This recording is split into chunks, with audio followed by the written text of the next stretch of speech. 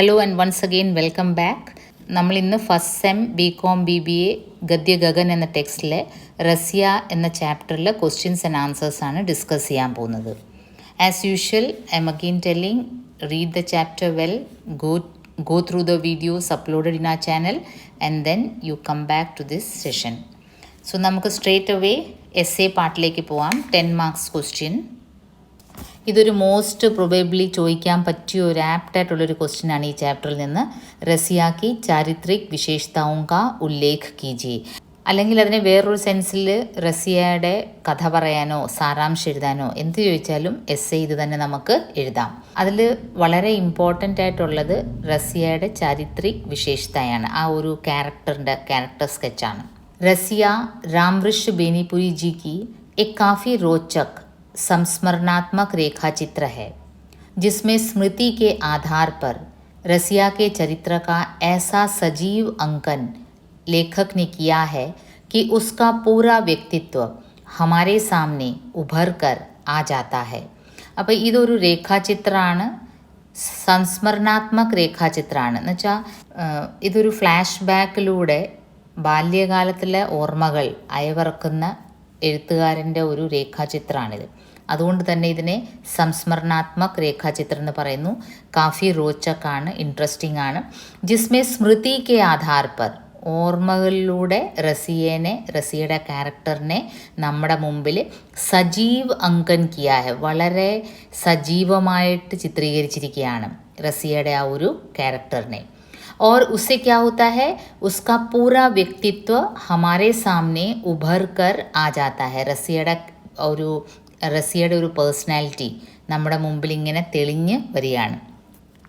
वे रसिया की बाल्यावस्था से लेकर बुढ़ापे तक के जीवन का ऐसा रोमांचकारी चित्रण करते हैं कि रसिया के साथ हमें भी मोहब्बत सा हो जाता है. ബാല്യാവസ്ഥ തൊട്ട് ബുഢാപ്പെ വരെ, പ്രായം ചെന്ന അവസ്ഥ വരെ റസിയ കി ജീവൻ കാ ऐसा रोमांचकारी ചിത്രം करते हैं. റസിയ ഒരു വളരെ ബബ്ലി ആയിട്ടുള്ള ഒരു കുട്ടി, വളരെ ബ്യൂട്ടിഫുൾ ആയിട്ടുള്ള ഒരു കൊച്ചു കുട്ടി, അത് തൊട്ട് പ്രായമായ റസിയ വരെ ആ റസിയയുടെ ആ ഒരു വർണ്ണനം, ആ ഒരു ചാന്ദിക്ക് ബാലിയ, കങ്കൻ, പിന്നെ നീല കണ്ണുകൾ, അതൊക്കെ വർണ്ണിക്കുന്നത് തന്നെ, അത് കേൾക്കുമ്പോൾ തന്നെ ഹമേ ഭി റസിയ കെ സാത്ത് മൊഹബ്ബത്ത് സാ ഹോ ജാता है. और यही रामवृक्ष बेनीपुरी जी की लेखन की सफलता है. पाठक को लगता है कि सब कुछ हमारी आँखों के सामने घट रहा है. വായിക്കുന്നവർക്ക് നമ്മുടെ കൺമുമ്പിൽ ഇതെല്ലാം നടക്കുന്ന പോലെ തോന്നുന്നു. യഥാർത്ഥ के साथ कल्पना और भावुकता का समन्वय उनके रेखाचित्र को स्मरणीय बना देता है. യാഥാർത്ഥ്യത്തിൻ്റെ കൂടെ കൽപ്പന, ഇമാജിനേഷനും ഭാവുകതയും രണ്ടും കൂടെ ചേർന്നിട്ട് സമ്മിശ്രമായ ഒരു എലിമെൻ്റാണ് ഈ ഒരു രേഖാചിത്രനെ ഇത്രയും സ്മരണീയം ആക്കിയിരിക്കുന്നത്. रसिया से लेखक की मुलाकात बचपन में उनके अपने घर में हुई थी, जब नन्ही सी रसिया अपनी माँ के साथ उनके गांव आई थी. तो पहली मुलाकात कहाँ हुई थी? लेखक की उनके अपने घर में. റസിയ അമ്മയുടെ കൂടെ വന്നതായിരുന്നു. അമ്മ വളവിൽപ്പനക്കാരിയാണ്. റസിയ की माँ चुड़िहारिन थी और अपने पेशे में निपुण थी. പേശ മീൻസ് തൊഴിൽ. അപ്പോൾ ആ തൊഴിലിൽ നല്ല കഴിവുള്ളവളായിരുന്നു. വള എങ്ങനെ വിൽക്കണം, തന്ത്രപൂർവ്വം എങ്ങനെ മാക്സിമം വള വിൽക്കണം എന്ന് റസിയയുടെ അമ്മയ്ക്ക് നല്ലപോലെ അറിയാമായിരുന്നു. റസിയ के रूप रंग ने प्रथम मुलाकात में ही लेखक के मन में कौतूहल जगा दिया. റസിയയുടെ ആ രൂപവും ആ ഡ്രസ്സിങ്ങും ആ ആഭൂഷണങ്ങളും എല്ലാം പ്രഥം മുലാഖാത്ത് മേ ഹി, ആദ്യത്തെ ഒരു കാഴ്ചയിൽ തന്നെ ലേഖക് കെ മൻ മേ കൗതൂഹൽ ജഗാദിയ. കൗതൂഹൽ എന്ന് വെച്ചാൽ ഒരു ക്യൂരിയോസിറ്റി എഴുത്തുകാരൻ്റെ മനസ്സിൽ. അപ്പോൾ ഇവിടെ ശ്രദ്ധിക്കേണ്ട ഒരു കാര്യം, ഈ രാംവൃക്ഷ് ബെനിപുരി ഒരു ബ്രാഹ്മൺ കുടുംബത്തിൽപ്പെട്ട വ്യക്തിയായിരുന്നു, ഹിന്ദു നാച്ചുറലി. റസിയ മുസ്ലിം. അപ്പം റസിയയുടെ ഫുൾ സ്ലീവ്സ് ഉള്ള ഡ്രസ്സിങ്ങും ഭർ ബാഹി കമീസ്, ഫുൾ സ്ലീവായിട്ടുള്ള ഡ്രസ്സിങ്ങും, പിന്നെ ഈ വലിയ വലിയ ആഭരണങ്ങളും, ആ ഒരു പ്രത്യേകത അത് എഴുത്തുകാരൻ അത് ആ സമയത്ത് രാംവൃക്ഷ ബെനിപുരി വാസ്തവത്തിൽ അയാളുടെ ഗ്രാമത്തിൽ പെൺകുട്ടികൾ ഇങ്ങനെ വേഷം ധരിക്കുന്ന കണ്ടിട്ടില്ല. അതുമാത്രമല്ല റസിയയുടെ ആ നിറവും ആ നീലിമ നിറഞ്ഞ കണ്ണുകളും ആ സൗന്ദര്യവും എല്ലാം കൊണ്ടും പ്രഥം മുലാഖാത്ത് में ही ലേഖക് के मन में കൗതൂഹൽ, ഒരു ക്യൂരിയോസിറ്റി, റസിയ അറിയാനുള്ള ഒരു ക്യൂരിയോസിറ്റി എഴുത്തുകാരൻ്റെ മനസ്സിൽ ആ ഒരു ഫസ്റ്റ് നോട്ടത്തിൽ തന്നെ പതിച്ചിരുന്നു.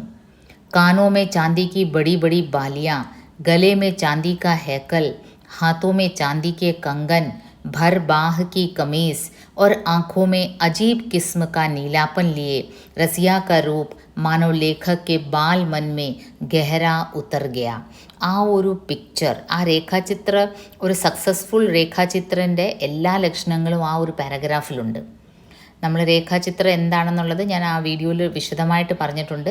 അപ്പോൾ എങ്ങനെ വാക്കുകൾ കൊണ്ട് ചിത്രം വരയ്ക്കുകയാണ്. കാനോമേ चांदी की बड़ी बड़ी बालियाँ, गले में चांदी का हैकल, हाथों में चांदी के कंगन, ഇതെല്ലാം ആँखों में അജീബ് കിസ്മ കാ നീലാപ്പൻ, റസിയയുടെ ഈ രൂപം, ഈ നിറം, ഈ സൗന്ദര്യം ആ ഒരു കുട്ടിയുടെ മനസ്സിലങ്ങ് ആഴത്തിൽ പതിച്ചിരുന്നു.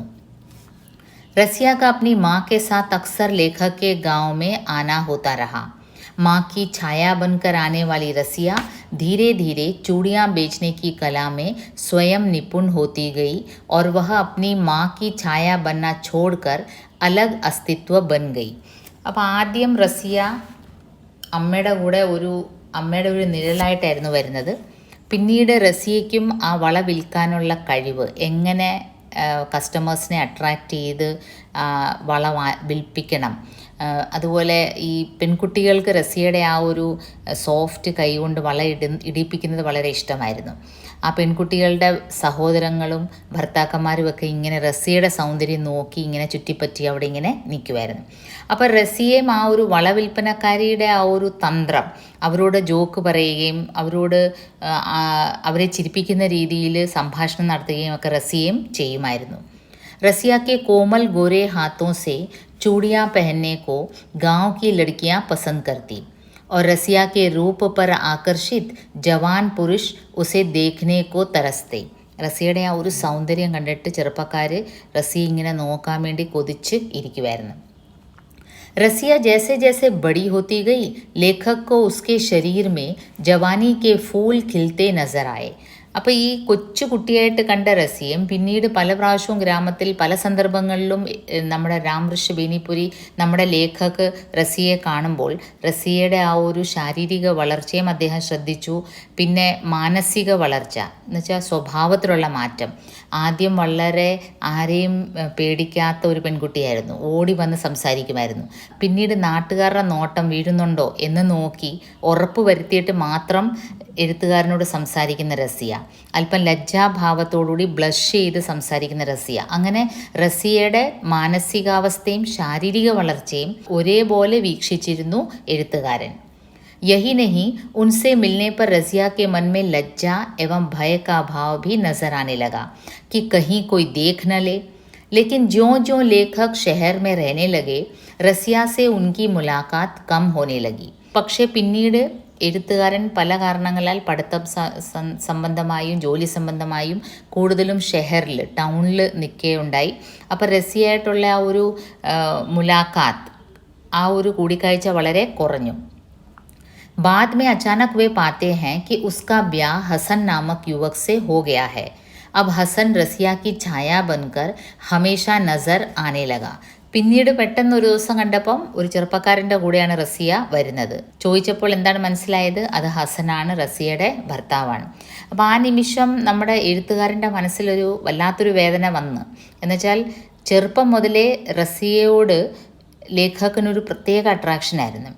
പക്ഷേ ലേഖക് ഒരു ബ്രാഹ്മൺ ഹിന്ദു കുടുംബത്തിലെയും ഇത് വെറും ഒരു വളവിൽപ്പനക്കാരിയും ഒരു മുസ്ലിം സമുദായത്തിലെയും, അത് ഈ ലേഖകൻ്റെ മനസ്സിൽ ആഴത്തിലുണ്ട്. ഇവർ തമ്മിലുള്ള ഒരു കോമ്പിനേഷൻ ഒരിക്കലും സമൂഹം അംഗീകരിക്കില്ല എന്നുള്ളൊരു തോന്നലുള്ളത് കൊണ്ട് അതൊരു പൂർണ്ണ രൂപത്തിലുള്ളൊരു പ്രണയമായി മാറിയില്ലെന്നേ ഉള്ളൂ. പക്ഷേ ലേഖകൻ്റെ മനസ്സിൽ റസിയയ്ക്കൊരു പ്രത്യേക സ്ഥാനം തന്നെ ഉണ്ടായിരുന്നു.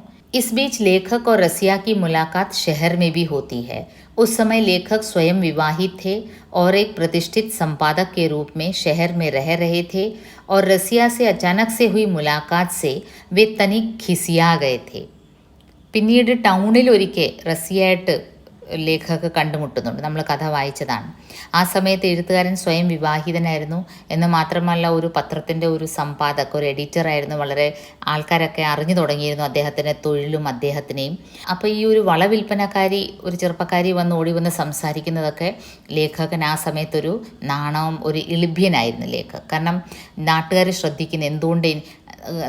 ശ്രദ്ധിക്കുന്നുണ്ടോ, ഇങ്ങേർക്ക് ഇനിയും സ്ത്രീകളായിട്ട് എന്താണ് ബന്ധം, അങ്ങനത്തെ ഒക്കെ ഒരു ചിന്ത ലേഖകൻ്റെ മനസ്സിൽ വന്നു. പക്ഷേ റസിയയുടെ കാര്യം എന്താണ്?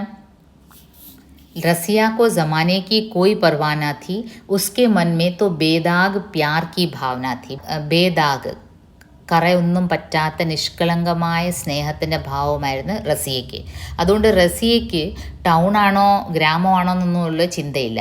ടൗണിൽ വെച്ച് എപ്പോഴും ഗ്രാമത്തിൽ വെച്ച് കണ്ടുമുട്ടുന്ന ലേഖകനെ ടൗണിൽ വെച്ച് കണ്ടുമുട്ടിയപ്പോൾ ഒന്നുകൂടെ എക്സൈറ്റ്മെൻ്റ് ആയിരുന്നു റസിയയ്ക്ക് നാട്ടുകാർ ശ്രദ്ധിക്കുന്നുണ്ടോ എന്നുള്ളൊരു ചിന്തയില്ല.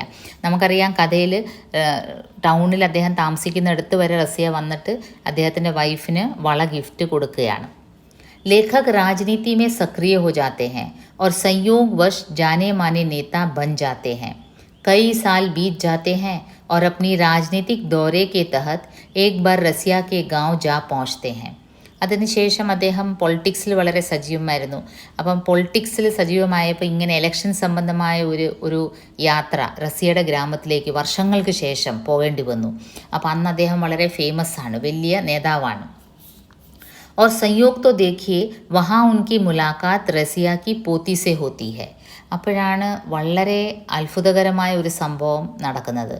അവിടെ പ്രസംഗിച്ചുകൊണ്ട് നിൽക്കുന്നതിൻ്റെ ഇടയ്ക്ക് അതാ പണ്ട് കണ്ട ആ റസിയയുടെ രൂപത്തിൽ തന്നെ ഉള്ളൊരു പെൺകുട്ടി, ഒരു ചുണക്കുട്ടി ഇങ്ങനെ അദ്ദേഹത്തിനടുത്തേക്ക് നടന്നു വരുന്നു. അപ്പോൾ അതേ കാനൂൻ കി ബാലിയ, ചാന്തി കെ ഹേക്കൽ, എല്ലാം ആ നെറ്റിത്തടത്തിലോട്ട് തൂങ്ങിക്കിടക്കുന്ന മുടി, അത് ഒതുക്കുന്ന പെൺകുട്ടി, ആ ഒരു പഴയ റസിയയുടെ അതേ രൂപത്തിലുള്ള ഒരു മിനിയേച്ചർ ഫോം അതാ നടന്ന് വരുന്നു. അപ്പോൾ അത് ലേഖകൻ്റെ ജീവിതത്തിൽ ഒരു മറക്കാൻ പറ്റാത്തൊരു കാഴ്ചയായിരുന്നു. കാരണം ഈ ഒരു ഗ്രാമത്തിൽ വന്നപ്പോൾ തന്നെ ലേഖകന് ഇത് റസിയയുടെ ഗ്രാമമാണെന്നും റസിയെ കാണാൻ പറ്റുമോ എന്നും ഒരു സീക്രട്ട് ആഗ്രഹം ഉണ്ടായിരുന്നു. പക്ഷെ ഒരു വലിയ നേതാവാണ്, അദ്ദേഹത്തിനൊരു ചമ്മലാണ്. ഇങ്ങനെ ഇവിടെ ഒരു വളവിൽപ്പനക്കാരി ഉണ്ടോ, അവളെൻ്റെ പഴയ പരിചയക്കാരിയാണെന്നൊക്കെ പറഞ്ഞ് അവരെ തേടി ചെന്ന് അന്വേഷിക്കാൻ ഇദ്ദേഹത്തിന് ബുദ്ധിമുട്ടായിരുന്നു. ഇദ്ദേഹത്തിൻ്റെ ആ ഒരു ഈഗോ ആ സമയത്ത് അനുവദിച്ചില്ല. പക്ഷേ അതാ നിയോഗമെന്ന പോലെ അതാ പഴയ റസിയയുടെ അതേ രൂപത്തിലുള്ള ഒരു കുട്ടി ഇദ്ദേഹത്തിൻ്റെ മുമ്പിൽ വന്ന് പെടുന്നു. एकदम रसिया के बचपन का रूप रंग लिए हुए वही चांदी की बालियां, चांदी का कंगन, गोरे चेहरे पर लटकते बाल, ഹൂബഹു റസിയ. ഹൂബഹു എന്ന് വെച്ചാൽ അതേപടി റസിയെ പറിച്ചു വെച്ചതുപോലുണ്ട്. वो रूप रंग जिसने लेखक के मन को मोह लिया था, लेखक का मन ज़रूर विचलित हुआ होगा वह दृश्य देख कर. ആ ഒരു ദൃശ്യം കണ്ട് ലേഖകൻ്റെ മനസ്സ് ശരിക്കും ഒന്ന് വലഞ്ഞിട്ടുണ്ടാവും. स्मृतियाँ एकदम से ताज़ी हो गई और संयोगवश उनकी मुलाकात एक बार फिर റസിയ സെ ഹോത്തി ഹെ. അങ്ങനെ ഒരു കോയിൻസിഡൻസ് എന്ന പോലെ റസിയായിട്ട് പിന്നെയും കാണാൻ ഇടയാവും. लेकिन वृद्धावस्था और रोगावस्था के कारण रसिया एकदम बदल गई थी. एकदम दुबली पतली कमज़ोर सी हो गई थी. लेकिन लेखक को देखते ही उसकी नीली आँखों में फिर चमक आ गई. പ്രായാധിക്യം കാരണം, രോഗം കാരണം റസിയ അങ്ങ് കോലപ്പെട്ടിരുന്നു. പക്ഷേ ലേഖക്കോ ദേഖ്തേ ഹി ഉസ്കി നീലി ആँखों में फिर चमक आ गई. റസിയയ്ക്ക് ആ ഒരു സമയത്ത് എഴുത്തുകാരൻ, ഇത്രയും വലിയ നേതാവ് തന്നെ കാണാൻ വന്നിരിക്കുന്നു, അത് ഓർത്തപ്പം തൻ്റെ ആ ഒരു കണ്ണുകൾ, നീല കണ്ണുകൾ ഒന്നും കൂടെ ഒന്ന് തിളങ്ങി. और जैसे ही रसिया ने सलाम मालिक कहा, लेखक को लगा जैसे वो नीली आँखें फिर चमक सी गई हो और मकड़जाल सी बिछी सारी झुर्रियाँ एकदम से गायब हो गई हो. അപ്പോൾ പഴയ പോലെ തന്നെ ആ സലാം മാലിക് എന്ന് പറഞ്ഞപ്പം എഴുത്തുകാരന് പെട്ടെന്ന് തോന്നി ആ ഒരു ചെലന്തി വല പോലത്തെ ആ ഒരു വ്രിങ്കിൾസ് ഉള്ള ആ റസിയയുടെ മുഖം അങ്ങ് മാറിയ പഴയ ആ ഒരു സുന്ദരിയായ കൊച്ചു കുട്ടിയുടെ മുഖം പോലെ തിളങ്ങുന്നു, കണ്ണുകളും അതേപോലെ തിളങ്ങുന്നു. ഇതാ ഈ രേഖാചിത്രൻ്റെ സക്സസ്.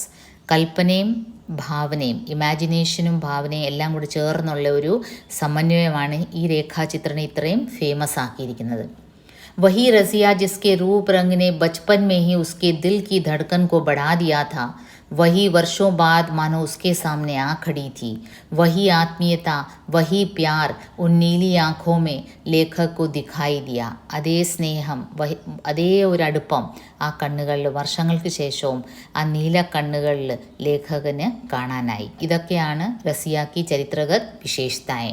ബേദാഗ് പ്യാർ കി ഭാവന. ഇതൊക്കെയാണ് റസിയ ആക്കിയത്. Next short answer question 5 marks. Razia के साथ लेखक की पहली मुलाकात का परिचय दीजिए. लेखक की मुलाकात रसिया से उसके अपने घर में होती है, जब नन्ही सी रसिया अपनी माँ के साथ उनके गांव चूड़ियाँ बेचने आई थी. അപ്പോൾ ആ ഒരു ഗ്രാമത്തിൽ, ഈ രാമകൃഷ്ണ ബേനിപുരിയുടെ പേര് ബേനിപുരി എന്ന് വെച്ചാൽ ബേനിപ്പൂർ എന്ന് വെച്ചാൽ ഒരു ഗ്രാമമാണ് ബീഹാറിലെ, അങ്ങനെയാണ് ആ പേര് വീണത്. അപ്പോൾ ആ ഗ്രാമത്തിൽ റസിയ വന്ന് തൻ്റെ അമ്മയുടെ കൂടെ, വളവിൽക്കാൻ വന്ന അമ്മയാണ് കൂടെ ആ കൊച്ചു നन्ही सी बालिका.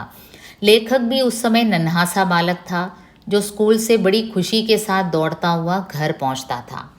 ആ എഴുത്തുകാരനും ആ സമയത്ത് സ്കൂളിൽ നിന്ന് ഓടി വരുന്ന വരവിനെ എങ്ങനെയാണ് വർണ്ണിച്ചിരിക്കുന്നത്? കശാപ്പുകാരൻ്റെ കയ്യിൽ നിന്ന് ഓടി രക്ഷപ്പെട്ട ഒരു കിടാവിനെ പോലെയാണ് സ്കൂളിൽ നിന്ന് ഓടി രക്ഷപ്പെട്ട് വന്ന ആ ഒരു എഴുത്തുകാരൻ വീട്ടിലേക്ക് ഓടി വരുന്നു.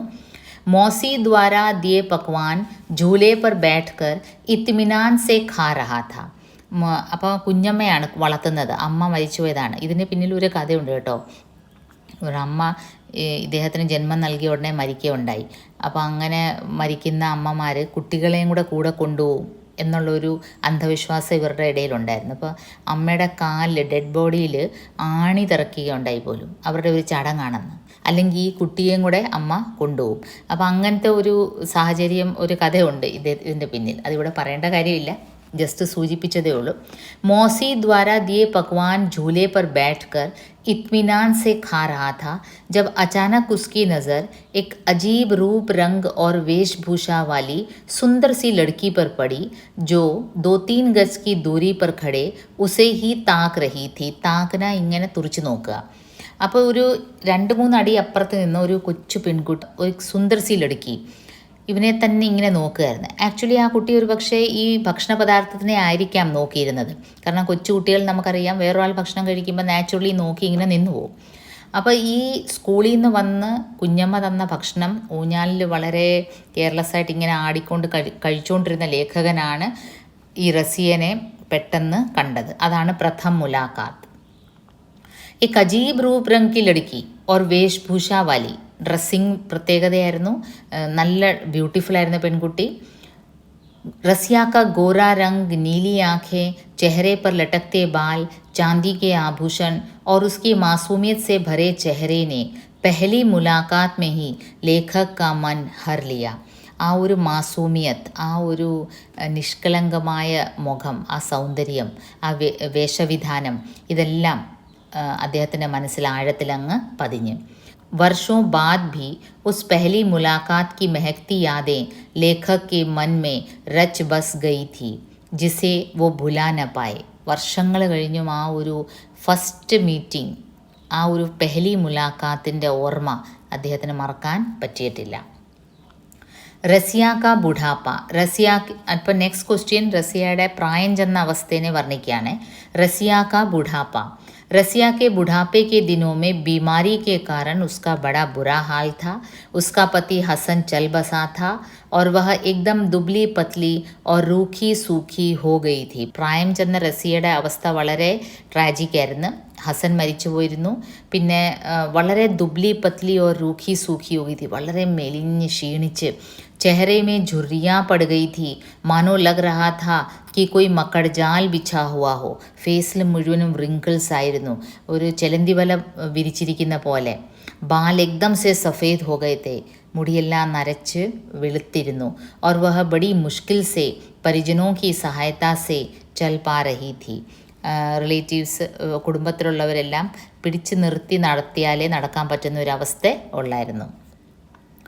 ഇനിയും very short answer question explain ചെയ്യേണ്ട കാര്യമില്ല, സിമ്പിൾ ക്വസ്റ്റ്യൻസ് ആണ്. रसिया कौन थी? वो एक चुड़ीहारिन थी. रसिया के रचयिता कौन है और वह किस विधा की रचना है? रसिया के रचयिता रामवृक्ष बेनीपुरी जी हैं और ये एक रेखा चित्र है. बचपन में रामवृक्ष बेनीपुरी जी को क्यों मेले पैठिए में जाने नहीं दिया जाता था? बचपन में ചെറിയ പ്രായത്തിൽ എന്തുകൊണ്ട് രാംഋഷി ബേനിപുരിനെ ഇങ്ങനെ ഉത്സവ സ്ഥലങ്ങളിലൊന്നും പോകാൻ അനുവദിക്കില്ലായിരുന്നു. അതിന് പിന്നിലൊരു കഥ പറയുന്നുണ്ട്. രാംഋഷി ബേനിപുരി ജി ബച്പൻ മേ एक मेले में खो गए थे. गांव की किसी लड़की ने उन्हें प्यार से उठा लिया था और वे भी रोए धोए बिना उनके साथ हो लिए थे. പണ്ടിങ്ങനെ ഒരു ഉത്സവത്തിന് പോയി ഈ കൊച്ചുകുട്ടികളെ കാണുമ്പോൾ നാച്ചുറലി എല്ലാവർക്കും ഒരു കൗതുകമാണ്. അപ്പോൾ ഒരു ഗ്രാമത്തിലൊരു ഒരു പരിചയമില്ലാത്ത പെൺകുട്ടി രാംഋഷിനെ അങ്ങ് എടുത്തു. അദ്ദേഹം കരഞ്ഞും വിളിച്ചൊന്നുമില്ല. ചില കുട്ടികൾ അങ്ങനെയാണല്ലോ, എടുത്താൽ കരയില്ല. അങ്ങനെ വീട്ടുകാർക്ക് അങ്ങ് പേടിയാണ്. കാരണം ഈ കുട്ടി വല്ലവരുടെയും കൂടെ കളഞ്ഞു പോയാലോ എന്നൊരു ടെൻഷനുണ്ട്. तब से परिवार वालों को उनकी बड़ी चिंता लगी रहती थी. बिन माँ के बेटे की देखरेख की जिम्मेदारी मौसी की थी. ഒന്നാമത് അമ്മ മരിച്ചുപോയ കുട്ടിയാണ്, കുഞ്ഞമ്മയാണ് നോക്കുന്നത്. അപ്പോൾ ഉन्हें ज़्यादा डर था. നമുക്ക് അതിനൊരു കൂടുതൽ ടെൻഷനാണ്. അമ്മ മരിച്ചുപോയ കുട്ടിയെ നമ്മൾ നോക്കുന്നു, അപ്പം നമ്മൾ കുറച്ചുകൂടെ കെയർഫുൾ ആയിരിക്കണം. ഉസ് ഘട്ന കെ ബാദ് ഉन्हें मेले में नहीं जाने दिया जाता था. അങ്ങനത്തെ ഒരു ഇൻസിഡൻറ്റിന് ശേഷം പിന്നെ അദ്ദേഹത്തിന് ഇങ്ങനത്തെ ക്രൗഡുള്ള സ്ഥലത്തിലൊന്നും വിടാറില്ലായിരുന്നു. അതിവിടെ പറയാനുള്ള കാരണം എന്താണ്? ഇങ്ങനെ ഉത്സവങ്ങളിൽ പോയി പല വേഷവിധാനങ്ങളുള്ള പെൺകുട്ടികളെ കണ്ട ശീലവും എനിക്ക് ഇല്ലായിരുന്നു. അത് പറയാനാണ് ഈ ഇൻസിഡൻറ്റ് ഇവിടെ പറഞ്ഞത്. അങ്ങനെ ഇരിക്കെയാണ് ഈ മുസ്ലിം വേഷവിധാനത്തിലുള്ള ഒരു പെൺകുട്ടി എൻ്റെ ഗ്രാമത്തിൽ വന്നപ്പോൾ എനിക്കത് വളരെ കൗതുകമായിട്ട് തോന്നി. Next question. जब जब भेंट होती मैं पाता उसके शरीर में नए नए विकास हो रहे हैं, शरीर में और स्वभाव में भी. यह प्रसंग किस रचना का है? लेखक इस प्रसंग में किसका वर्णन कर रहे हैं? प्रस्तुत प्रसंग रसिया नामक रचना से है. लेखक इस प्रसंग में रसिया की बढ़ती उम्र के साथ उसके शारीरिक और मानसिक विकास का जिक्र कर रहे हैं. ജബ് ജബ് ഭേണ്ട് ഹോത്തി, ഞാൻ റസിയായിട്ട് എപ്പോഴൊക്കെ കണ്ടുമുട്ടുന്നോ അപ്പോഴൊക്കെ ഞാൻ ശ്രദ്ധിക്കുന്നത് അവിടെ ശരീരത്തിൽ നയ നയ വികാസ് ഹോ രേ, മീൻസ് അവിടെ വളർച്ച ഞാൻ ശ്രദ്ധിച്ചു. ശരീരമേ ഓർ സ്വഭാവമേ ഭി, സ്വഭാവത്തിലും അല്പം മാറ്റങ്ങൾ കണ്ടു, ശാരീരികമായും മാറ്റങ്ങൾ ഞാൻ ശ്രദ്ധിച്ചു. हर बार जब उनकी भेंट होती तो उन्हें लगता कि रसिया और सुंदर और जवान होती जा रही है. ഒന്നുകൂടെ സൗന്ദര്യം കൂടുന്ന പോലെ, യൗവനത്തിൻ്റെ തുടുപ്പ് കാണുന്ന പോലെ എല്ലാം തോന്നി. और उसमें लज्जा एवं भय जैसे विकार भी नजर आते. പണ്ട് ലജ്ജയൊന്നുമില്ലായിരുന്നു. അവൾ ഓടി വന്ന്, പണ്ട് എന്നെ കാണുമ്പോൾ ലജ്ജയൊന്നുമില്ലായിരുന്നു, ഓടി വന്ന് എന്നോട് മിണ്ടുമായിരുന്നു. പക്ഷേ പിന്നീട് അവൾക്ക് അല്പം നാണവും ലജ്ജയും പിന്നെ നാട്ടുകാർ കാണുന്നുള്ള ഭയവും ഇതൊക്കെ പെൺകുട്ടികളുടെ വളർച്ചയുടെ ഒരു സ്റ്റേജാണ്. അവർ സൊസൈറ്റിയെ പറ്റി അവെയർ ആവുകയാണ്. സൊസൈറ്റിയെ പറ്റി അവെയർ ആവുന്നത് അല്പം കൂടെ വളരുമ്പോഴാണ്. അതിനു മുമ്പ് ബാല്യാവസ്ഥയിൽ അതൊന്നും ഓർക്കുന്നില്ല. ഇനിയും ഈ ഒരു ചാപ്റ്ററിൽ പ്രൊബേബ്ലി ചോദിക്കാവുന്ന വേറൊരു ചോദ്യം രേഖാചിത്ര കി വിശേഷതയും. കാരണം ഇത് രേഖാചിത്രം ആയത് കാരണം ചിലയിടത്ത് ഇത് സംസ്മരണമായിട്ടും, ഈവൻ നമ്മുടെ ചാപ്റ്ററിൻ്റെ പാർട്ട്സ് 6 ടെക്സ്റ്റിൽ ഇതിനെ സംസ്മരണമായിട്ടും പറയുന്നുണ്ട്, രേഖാചിത്രമായിട്ടും പറയുന്നുണ്ട്. കാരണം സംസ്മരണവും രേഖാചിത്രം തമ്മിൽ വളരെ സാമ്യമുണ്ട്. പക്ഷേ രേഖാചിത്രം എന്തുവാണ്? രേഖാചിത്രം അംഗ്രേജിക്ക് സ്കെച്ച് ശബ്ദ കാ സമാനാർത്ഥി ഹെ. നമ്മൾ ഈ പടം വരയ്ക്കുന്ന ഒരു സ്കെച്ച് ചെയ്യത്തില്ലേ ആർട്ടിസ്റ്റുകൾ, അതിൻ്റെ ഒരു സമാനാർത്ഥി ശബ്ദമാണ് രേഖാചിത്രം. അതിൻ്റെ ഒരു സമാന അർത്ഥമുള്ള ഒരു ശബ്ദമാണ് രേഖാചിത്രം. रेखाचित्र मूल रूप से चित्रकला का शब्द है. साहित्यकार जब रेखाओं द्वारा किसी व्यक्ति या वस्तु का मनोरम चित्र पाठकों के समक्ष प्रस्तुत करता है तब उसके इस शब्द चित्र को साहित्यिक दृष्टि से शब्द चित्र कहते हैं. വാക്കുകൾ കൊണ്ട് ചിത്രം വരയ്ക്കുന്ന പോലെ മനോഹരമായിട്ട് നമ്മുടെ മുമ്പിൽ ഏതെങ്കിലും വ്യക്തിയോ വസ്തുവിനെയോ വളരെ മനോഹരമായിട്ട് വർണ്ണിക്കുന്നതിനെയാണ് സാഹിത്യത്തിൽ ശബ്ദചിത്ര അല്ലെങ്കിൽ രേഖാചിത്രം എന്ന് പറയുന്നത്. चित्र में रेखाएं जो काम करती हैं वही काम साहित्य में शब्द करते हैं. लेखक शब्दों के द्वारा किसी व्यक्ति, वस्तु, स्थान, घटना या दृश्य का चित्र खींचता चला जाए जो मर्मस्पर्शी, भावपूर्ण और सजीव होना चाहिए. മർമ്മസ്പർശി ആയിരിക്കണം എന്ന് വെച്ചാൽ വളരെ കാച്ചിങ് ആയിരിക്കണം, ഭാവപൂർണ്ണമായിരിക്കണം, നല്ല മനോഹരമായിരിക്കണം, ഭാവങ്ങളുണ്ടായിരിക്കണം, സജീവമായിരിക്കണം. സജീവം എന്ന് വെച്ചാൽ അത് വായിക്കുമ്പോഴോ കേൾക്കുമ്പോഴോ നമുക്ക് ജീവനുള്ളതുപോലെ നമ്മുടെ മുമ്പിൽ വരണം. അത് വ്യക്തി മാത്രമായിരിക്കത്തില്ല. ഇപ്പോൾ ഒരു വസ്തുവാകാം, ഒരു സ്ഥലമാകാം, ഇപ്പോൾ താജ്മഹലിനെ വർണ്ണിക്കുകയാണ്, വളരെ മനോഹരമായിട്ട് വർണ്ണിക്കുന്ന താജ്മഹൽ നമ്മുടെ മുമ്പിൽ വന്ന് നിൽക്കുന്ന പോലെ തോന്നും. ഇപ്പോൾ ഇവിടെ റസിയ ഒരു വ്യക്തിയാണ്, നമ്മുടെ മുമ്പിൽ വന്ന് നിൽക്കുകയാണ്. हिंदी के रेखा चित्रकारों में महादेवी वर्मा और रामवृक्ष बेनीपुरी जी का नाम विशेष उल्लेखनीय है. അതും എടുത്ത് പറയാം. ഒരു അഡീഷണൽ ഇൻഫർമേഷനാണ്. ഒരുപാട് പേരൊന്നും രേഖാചിത്രം ഹിന്ദിയിൽ എഴുതി ഫേമസ് ആയിട്ടില്ല. ഫേമസ് ആയിട്ടുള്ള 2 പേര് മഹാദേവി വർമ്മയും രാംവൃഷ് ബേനിപുരിയാണ്. Okay, so I will be soon uploading the rest of the chapters. Notes prepare ചെയ്യുന്നതും ടൈപ്പ് ചെയ്യുന്നതും എല്ലാം അല്പം ടീഡിയസ് ജോബാണ്. എൻ്റെ അടിച്ചു പോകുന്നുണ്ട്, അതുകൊണ്ടാണ് ഡിലേ ആവുന്നത്. എനിക്കറിയാം നിങ്ങളുടെ എക്സാംസ് തൊട്ടടുത്തിരിക്കുകയാണ്. Anyway I will try my level best to complete the rest of the chapters.